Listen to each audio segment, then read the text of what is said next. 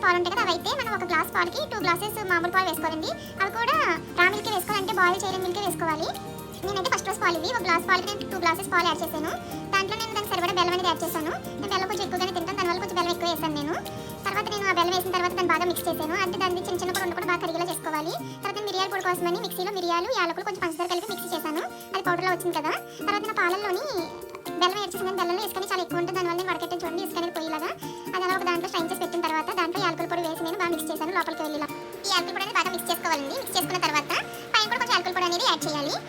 ఇంతేనండి, జున్ను చాలా ఈజీగా ప్రిపేర్ చేసుకోవచ్చు మనం. తర్వాత ఈ జున్ను ఏం చేయాలంటే ఫస్ట్ ఒక కుక్కర్ గిన్నె తీసుకుని ఆ కుక్కర్ గిన్నెలో కొంచెం వాటర్ వేయాలండి. వాటర్ అనేది బాగా హీట్ ఎక్కిన తర్వాత ఈ మనం పాలు కలిపి మిక్స్ చేస్తున్నాం కదా, ఈ గిన్నె తీసుకొచ్చి ఆ కుక్కర్ గిన్నెలో పెట్టి మూత పెట్టి విజిల్ లేకుండా మూత పెట్టాలండి. విజిల్ ఉంటే అవ్వదు, విజిల్ లేకుండా ఒక హాఫ్ అన్ అవర్ మూత పెట్టి ఉంచాలండి. హాఫ్ అన్ అవర్ అయిన తర్వాత మనం ఓపెన్ చేసుకుని చాక్ అనేది ఉంటుంది కదా, ఏదైనా చాక్ కానీ స్పూన్ కానీ పెట్టుకుని లోపల పెట్టి చెక్ చేసుకోవాలి. జున్ను కానీ ఉడికినట్టయితే మనకి చాక్ కానీ స్పూన్ కానీ దాన్ని అంటుకోకుండా ఉంటుంది. ఇలా